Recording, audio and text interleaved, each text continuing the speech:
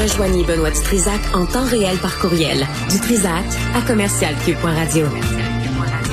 Christian Page est avec nous. C'est la dernière fois que vous l'entendez à Cube. Hein? C'est fini après. Exactement. Fini. C'était là. Je retourne sur ma planète. C'est tout. C'est-tu vérifié, ça, ou c'est encore une histoire? La planète Amos. La planète Amos. Doudou. Tu m'inquiètes. On a les références. T'as ton bruteur ici, là.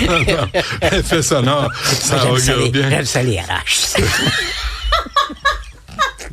C'est la langue voisine. Ouais. D'où ça sort, ça? Les gens te connaissent pas comme ça, Page. Non, effectivement. Non, tu te révèles. Les grandes références. Va-tu être là pour midi? On a un lunch qui s'en vient, là. Je sais pas. Malheureusement, je ne crois pas. Mais il n'y a pas eu de mémo. Je n'ai pas eu de mémo. Mais non, je ne savais pas qu'il y avait un lunch. Il n'y a pas de mémo, je vous le dis là. Qu'est-ce que ça vous prend? Pourquoi vous avez un agenda de premier ministre? Oui. Qu'est-ce que t'as d'autre à faire? Après, j'informe le Québec sur le fait qu'il va pleuvoir en fin de semaine. T'es à côté? Oui. Ben, tu viendras te chercher un lunch sur l'heure du midi. Puis Christian Page. Ça arrange. Massacre m'attend. Il est parqué en double. Ça vole au-dessus du stationnement. Vol au-dessus de nid de coupe. T'as-tu déjà croisé Mary Poppins dans ton périple? Non, mais son parapluie. Qu'est-ce que tu retiens de cette saison? Avant d'aller à ton sujet, là, qu'est-ce que tu retiens de la saison? Ben que malgré les années écoulées, on a, je pense, toujours le même plaisir de se retrouver puis d'échanger. Non, pas ça. Pas toi puis moi. On le sent. Non, dans les nouvelles. Ce qui est ressorti de cette saison dans les nouvelles. Ben en fait, on a beaucoup parlé, puis juste avant toi, d'ailleurs, Mario Dumont en parlait, de l'intelligence artificielle. Ça, on en parle beaucoup, puis c'est sûr que dans l'univers de l'étrange, c'est devenu un sujet incontournable, parce qu'il y a tellement de photographies, de films maintenant qu'on est capable de produire avec un grand niveau de qualité que même les experts arrivent difficilement à départager ce qui est de l'intelligence artificielle versus une véritable séquence tournée par un témoin. As-tu l'impression que ça va donner un nouveau souffle aux conspirationnistes, tu sais, tous ceux et celles qui veulent inventer? Oui, je te dirais que c'est triste à dire, mais j'ai vu également un désaveu de la vérité. Les gens sont de moins en moins intéressés par la vérité. On veut se faire raconter des histoires, que ce soit fantastique. Puis en même temps, c'est devenu très polarisé, de plus en plus polarisé, mais c'est vrai depuis des années. Mais plus on raconte des histoires, plus on présente un sujet où on va à l'encontre un peu des affirmations, ben là, soudainement, on devient l'ennemi juré. Il y a quelques semaines, on a nous-mêmes fait ici un truc sur les ovnis, là, le fait que les documents du gouvernement américain avaient été rendus publics, ce qui nous a valu, bien sûr, un pléthore de gens qui se sont plaints, qui aimaient pas ça. Puis il y a même quelqu'un le jour même qui m'a envoyé quelque chose. Il dit, tu t'es fait ramasser à Dutrisac par tous les amateurs d'ovnis, là, tu sais, là. Parce que eux, évidemment, ils croient que ça, c'est comme la meilleure affaire. En passant, peux-tu lui dire c'est Monsieur Dutrisac? Maintenant, il m'avait dit Monsieur Dutrisac. Il a dit, tu t'es fait ramasser à Monsieur Dutrisac pour avoir parlé de ça. Parce que c'est un peu vulgaire. Oui, tout à fait. Je t'ai appelé Page parce qu'on est amis. Mais c'est pas pareil. D'ailleurs, petite nuance, tu dis, toi, j'appelle jamais personne. Il m'a déjà appelé pour me sacrer dehors. C'est vrai? Ah oui. Fait qu'il appelle des fois. Oui, il appelle. Je me souviens pas. Qu'est-ce que j'ai fait? On veut tout savoir. On travaillait ensemble à une autre station, puis j'étais passé à TVA pour parler d'un monstre qui était apparu dans le lac Poinégamouk. Puis il était tellement fâché que j'en ai parlé à TVA avant d'en parler à ton émission. On était chez Prix Nobel? Oui. Donc, j'embarque dans ma voiture, le téléphone sonne, je Benoît Dutrisac. Reviens plus à la station. C'est vrai? Si, j'ai bien fait. Qu'est-ce que TVA t'a donné en retour? Ils sont encore fidèles avec lui. Oui, parce qu'il a fait son chemin. Bon, c'est ça. Je me souviens pas de ça. Vraiment. Puis là, il a recherché ce qui m'a appelé 5 minutes après. C'est pas grave. On revient à la station quand même. C'est full rationnel. T'es-tu revenu? Oui. Oh, parfait. J'ai-tu dit quelque chose? Pas du tout. Ben, tu vois. C'est vite. C'est le plus court renvoi de l'histoire de la radio. Ça devait pas être moi, d'abord. C'était l'intelligence artificielle. L'intelligence artificielle. À l'époque, c'était vraiment artificiel. Avant-gardiste. Cette intelligence-là, je te jure. L'aéroport de Denver, finalement. Puisqu'on parle des théories du complot, tu sais que parmi les... Excuse-moi, d'ailleurs. Tu sais ça. On dirait que t'es gêné. Je suis gêné, certain. Ça se fait pas. Révélation. d'émotion. Des fois, c'est le coup d'émotion. Sur l'oreiller. Mais faut être capable d'admettre ses erreurs. Oui. Tu sais, faut être capable de dire, je suis désolé. Ouais. De l'échapper. Puis je te le dis. Oh, oui, je l'ai échappé. Si je l'ai fait, j'ai aucun souvenir. Mais tu dis, ça doit être vrai. Ça sert bien. Il y a une affaire, t'es pas un menteur. Non, absolument. Il y a une affaire là-dessus, là, on s'entend. Puis je travaillerais pas avec toi si t'étais un menteur. Non, effectivement. Et donc, on en revient à l'aéroport de Denver. Ouais, finalement, on va-tu le faire? Oui, voilà. Quand on parle des théories du complot, il y a deux endroits aux États-Unis qui alimentent beaucoup les théories du complot. Le premier, c'est bien sûr la zone 51, où apparemment on a des extraterrestres, des ovnis et tout le reste. Donc, une base militaire ultra secrète dans le désert du Nevada à 2 heures de route de Las Vegas.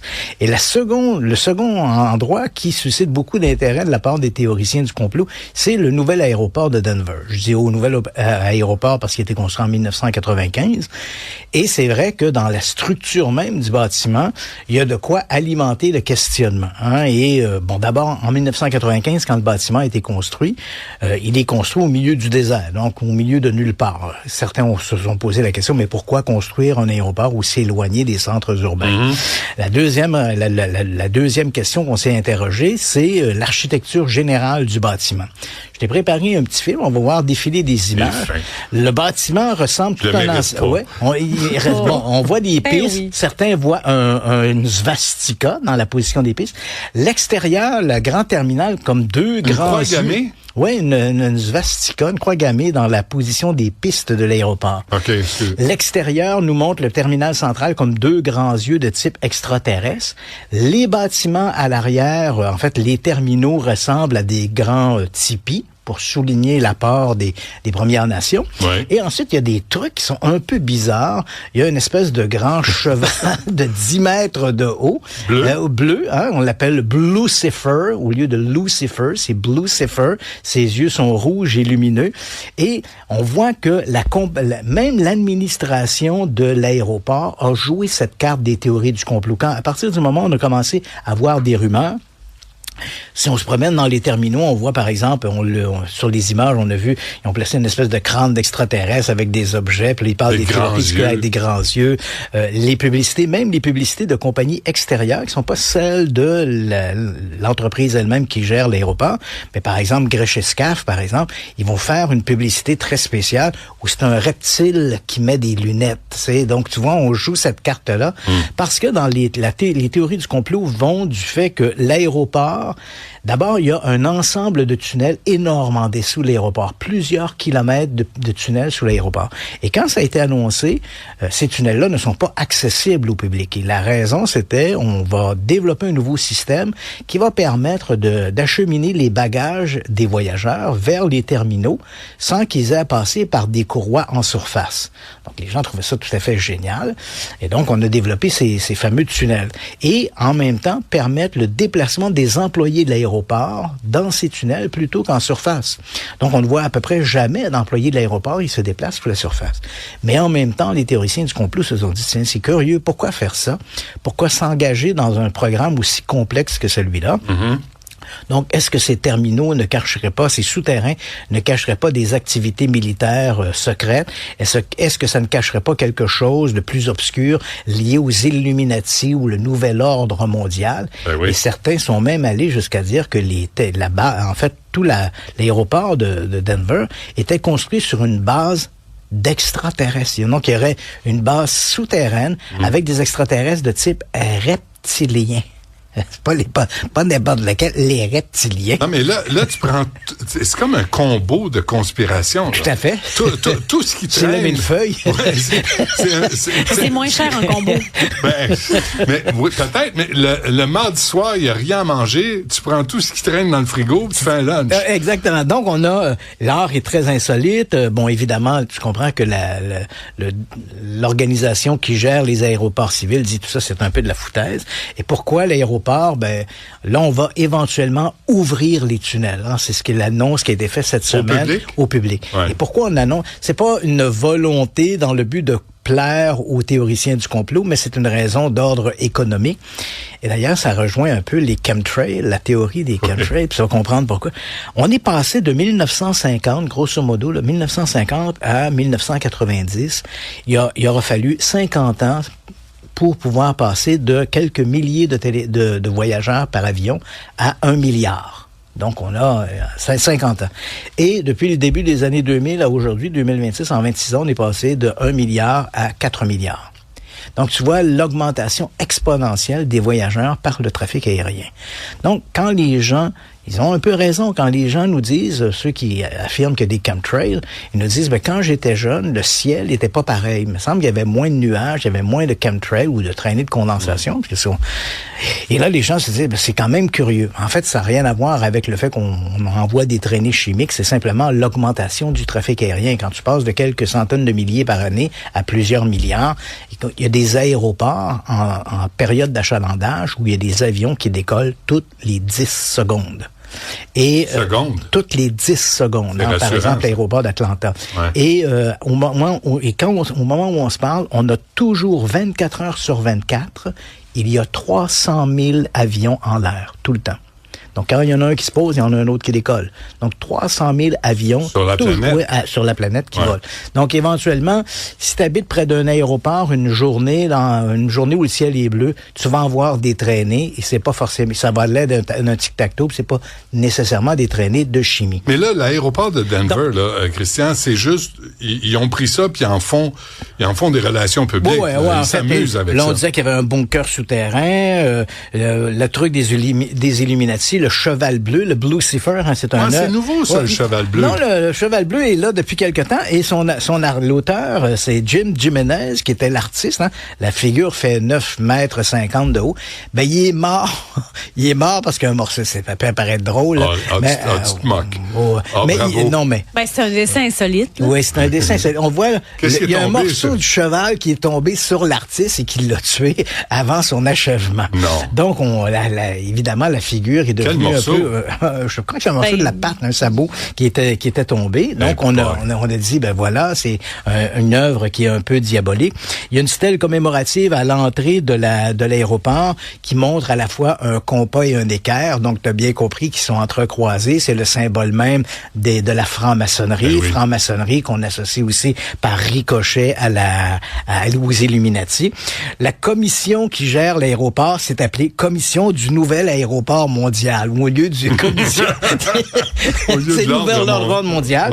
Il y a des œuvres très apocalyptiques. On l'a vu, par exemple, cette espèce d'officier habillé avec une gabardine qui rappelle un peu les soldats de la Gestapo avec un masque à gaz. Oui. Écoute, c'est très apocalyptique. Et on prend, tu te promènes avec tes enfants puis tu passes devant une telle représentation. C'est rare qu'on ose utiliser l'imagerie du Troisième Reich des nazis. Voilà. Et ça, c'est immédiatement, ça c'est à quoi ça nous fait penser. Et l'artiste, lui, s'appelle Léo Tanguna. Il dit, ce que je voulais, c'est montrer l'idée que, l'apocalypse, on doit mieux se protéger, assurer de nos démocraties, etc. Donc, c'est un peu ce qu'il fait. Mais pourquoi on ouvre finalement l'aéroport, là, les théoriciens du complot, au public? C'est parce que les bagages, là, ça marche pas. Ça n'a jamais fonctionné. Cette idée de transporter les bagages par les souterrains, ça ne fonctionne pas. Donc, éventuellement, la décision a été prise qu'on va construire de nouvelles courroies pour permettre d'acheminer les bagages vers les terminaux. Et les corridors souterrains seront réaménagés pour permettre à des petits trains électriques de circuler à l'intérieur. C'est gigantesque. Hein? On peut faire passer un tramway là-dedans. Ouais. Donc, ces tunnels qui servaient au déplacement des employés et déplacement des bagages pourront permettre maintenant aux voyageurs de se déplacer d'un terminal à un autre. Est-ce que ça va faire taire les théories du complot? Certainement pas, parce que déjà, quand on regarde sur les sites complotistes, on nous dit, c'est parce qu'ils ont déplacé la base des extraterrestres ailleurs, il n'y a plus d'activité des reptiliens. Donc, même les extraterrestres déménagent le 1er juillet. Ils trouvent toujours le moyen c'est toujours un peu une fuite en avant lorsqu'il est question de théorie du complot. C'est ce qui rend la chose intéressante. Tout à fait. Donc, parce que t'as beau apporter des preuves, des constatations, des chiffres, des données, des dates, des noms. Oui, mais... c'est un peu comme, on n'a pas été sur la Lune parce qu'il n'y a pas d'étoiles. Mais là, quand tu expliques, tu dis, mais si on avait calibré des appareils pour photographier les étoiles, les astronautes auraient eu l'air des gros bonhommes Michelin lumineux. Là, on dit, OK, Mais le drapeau qui flotte, une fois que tu expliques pourquoi... Oui, mais... Et là, c'est toujours cette fuite. Mais le bon côté de tout ça, c'est que ça te donne la job pour des années à venir. Écoute, je ne tarie pas de sujet. Christian Page, mesdames et messieurs, merci Christian. Ça merci de participer à l'émission, d'avoir pris la relève. Là, tu remplaçais Alexandre Dubé, mais dès qu'on avait un endroit, on t'appelait pour que tu viennes. Et répond toujours présent. Oui, puis ça me fait plaisir. Ça me fait plaisir. Non, c'est mutuel. Un gros merci, bon été. Merci, toi aussi.